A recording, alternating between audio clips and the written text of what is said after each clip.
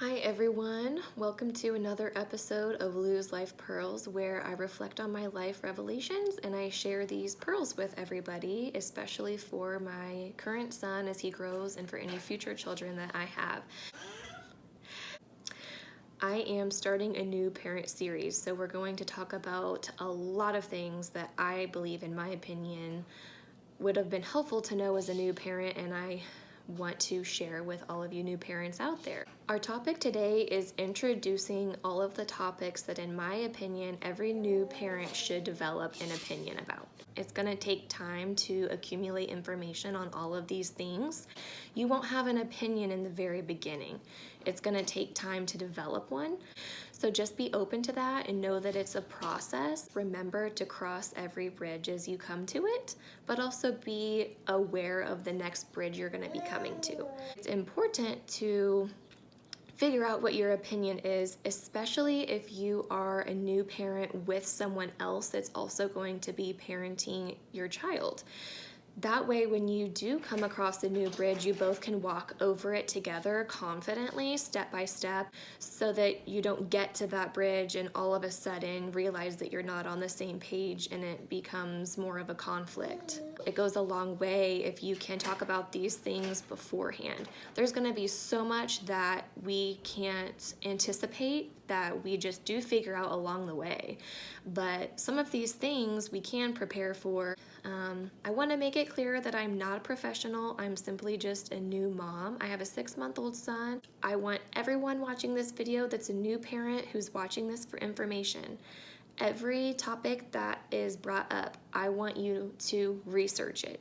So I'm simply going to throw out some pearls of some ways to help guide you through these topics, but just remember you have to develop these opinions on your own. So let's get to it.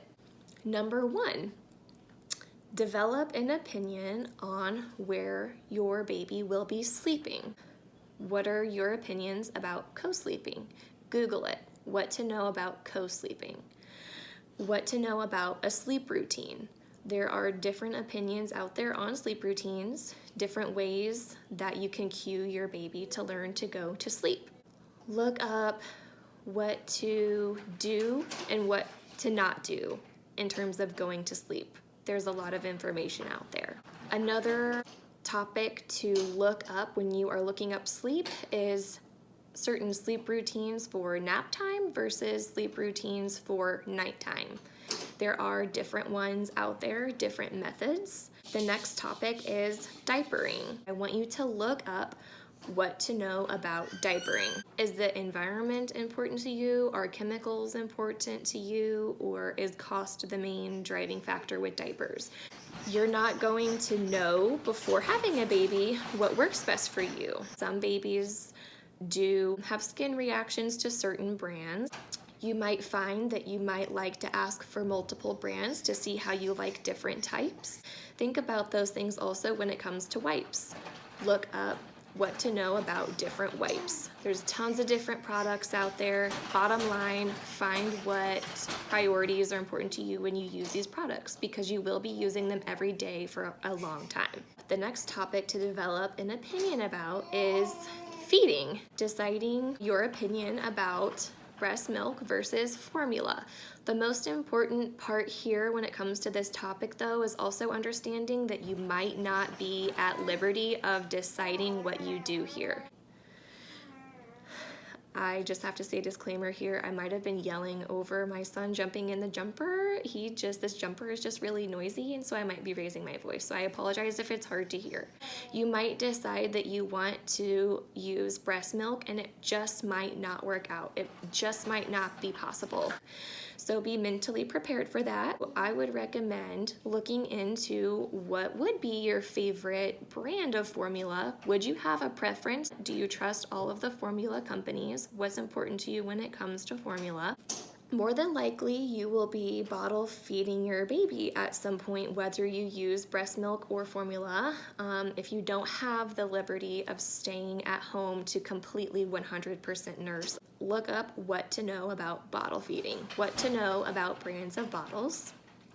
what to know about brands of pumps if you do plan on trying to nurse. If nursing is something that is important to you, you can more heavily research nursing methods to kind of get some ideas of how one might nurse, because there are also some challenges that come along with it that are important to know about. How to set up realistic expectations in terms of how to learn how to nurse with your baby. What to know about boosting your production if that's needed. We will make a whole other video about what to know about questions to be asking your lactation consultant or questions to be asking your OBG when it comes to that. But for now, just broadly research the two, develop your opinion on what is important to you when it comes to feeding. The next topic is what to know about birth. Develop your opinion about if you want a natural birth or one with some type of pain management that involves medication, such as an epidural. Decide where you would like to give birth, at home, with a midwife, with an OBG, at a hospital.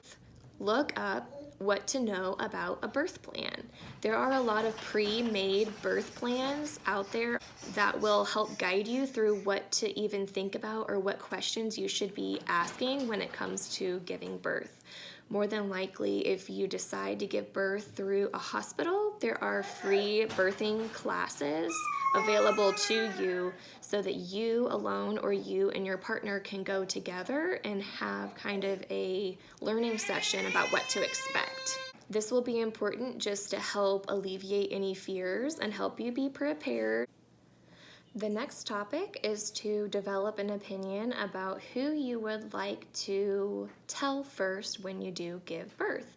This is a big event, and everybody that cares about you is going to be so excited about this moment, but there are a lot of things that are surrounding this whole process, so you both will need to decide how involved you want your friends and family to be when this happens. There's a lot, especially that goes on right after you give birth. You have just gone through a really big deal, whether your birth ended up being vaginal or a C-section. So you don't know how you're going to be recovering or what the process ended up being of delivery. You don't know how your baby is going to be after you give birth. You don't know how long your labor will be, but I can guarantee you that you're going to be tired and exhausted no matter what the process was. So think about the people that you're closest to, that you're okay with seeing you being that vulnerable. There's going to be health professionals that are going to be checking on you pretty frequently to make sure that you're recovering okay and that you're healthy and that your pain is being managed well. And they're also going to be checking on your baby pretty frequently, checking their vitals and making sure that they're healthy, and they're going to be running lots of tests for a little while. It's going to be kind of a hectic day or two, especially depending on your situation. Make a list of people that you want to contact, because in the moment there's just so much going on that it's easy to miss people, even miss important people. So if you have that list of people that you know you want to talk to, decide who's going to be the person that's going to be communicating to everybody. And sometimes that's a nice task to put on your support person or put on your partner. Either way, decide what your opinion is on this. The next topic that's important to research is what to know about car seats. It's important that your baby is transported safely in your car. Decide if you would like to invest in an infant car seat only, or invest in a car seat that accommodates all ages, from newborn, infant, to child, to booster. Look at the pros and cons, because there is a list, and look up what to know about both. This is going to make it a lot easier when you do go to buy these products. This is just going to help you when you're picking out these things. This isn't something you want to be worried about as you're standing there in the aisle trying to make an important decision and all of a sudden realize that you know nothing about car seats. Ask friends what kinds of car seats they used, if they liked them or not. That's also nice to know too. The last topic I would like to talk about is what to know about daycare. The last thing you want is to be scrambling during your maternity leave wondering what your baby's care is going to look like. So decide early on if there's a family member or a friend or a daycare nearby, which one financially works for you. Is it important to you that your baby is around other children? Is it important to you that your baby is around family? What is your trust level of your family or friends or daycare? Financially, what's going to work best for you? And go from there. Look into your different options. And if right now you feel that you don't have any options, you're going to have to create them. So look around at the people around you, look at all of the areas of your life and any ways that might be able to bend to now be able to care for this baby. If it means a job change, if it means asking a friend for a reference, but you're going to have to look into what it's going to look like for your baby if you especially return to work. Also, something to consider is if you do decide that daycare is the way for you, a lot of the time there are waiting lists or fees that must be paid ahead of time. So the earlier you decide on this, the better, because then your chances of getting the daycare that you want is better. A lot of the times with infant daycare especially, spots are very limited. There are state laws involved in daycares that limit the number of children that a daycare provider can watch, and that's just to make sure that your baby is taken care of, that each worker is not overwhelmed with the number of children that they are to care for. So that means there's usually limited spaces and sometimes limited hours or limited days.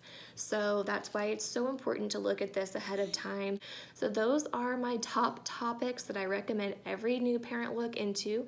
Remember to just cross each bridge as you come to it, while also looking ahead to the next bridge so that you can be prepared to walk across it. And don't forget that it's going to take information and research and learning from others' experiences and following up on others' recommendations before you really can develop that solid opinion. You might find that you have an opinion in the beginning and it might change as you research, so have an open mind.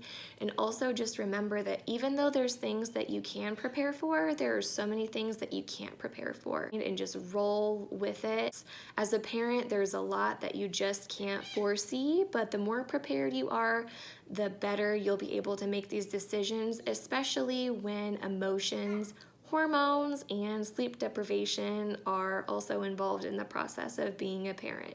It will help you feel less anxiety when you develop your opinions about these things, and it will make you feel really good when you're on the same page with that other person. And it will just make you a better parent yourself, and you'll be able to react to these things better when you already kind of have some ground to stand on when it comes to these topics. So I hope this was helpful, and we're going to continue this new parent series. So thank you for watching.